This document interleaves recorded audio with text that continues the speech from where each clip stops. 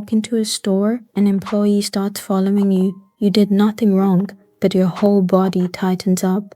There's a tool that stops that spiral in 3 seconds. Here's how it works. You grab a rack of clothes to look through. An employee moves to the aisle across from you. They're not staring, but you feel it anyway. You hold your breath. You put the clothes back. You leave. You didn't steal anything. You didn't even do anything, but you walked out feeling like you did. Here's what's happening. Your brain sees a look, fills in the blanks, and suddenly a normal store feels dangerous. When you stop automatically assuming the worst, the store starts feeling a lot less threatening. That's what these tools are for. Tool 1, the 3-second reset. When you walk in and your body tightens, say this internally. I'm not a threat. I'm just shopping. Keep it simple. 1 sentence. Repeat it if you need to. This is you telling your nervous system, the danger isn't real. Quick question. Have you ever felt watched before anyone even looked at you? That feeling came before any employee moved. Your brain flagged the environment, not a person. The 3-second reset catches that flag before it becomes a spiral.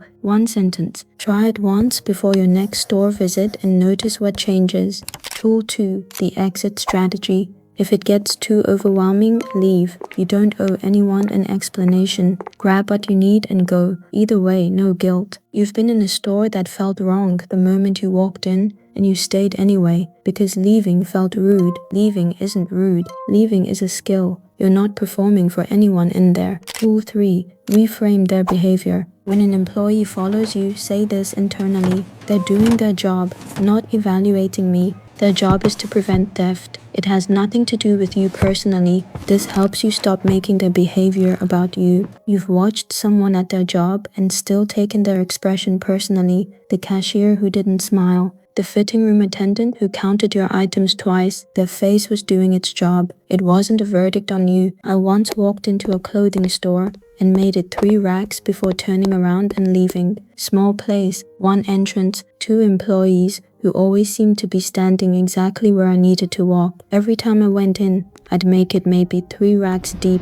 before I felt it. I don't know how to describe it exactly. Like I was already in trouble for something I hadn't done yet. I'd put everything back, walk out. Have you ever left a store without buying something? Not because you didn't want it, but because you wanted the feeling to stop? If you have, you know exactly what we're talking about. I'd tell myself I'd come back when it was less busy. It was never less busy. I just never went back. Then one afternoon I went in, and it started immediately. An employee moved from behind the counter to a rack about 2 meters from me. My brain went, huh. Here we go. I felt the familiar pull toward the exit, and instead of following it, I put my hand on my chest and said it. They're doing their job, not evaluating me. I didn't feel better instantly, but I felt something shift. Just enough. I stayed, kept moving through the racks, found a gray hoodie I still have. The employee was restocking.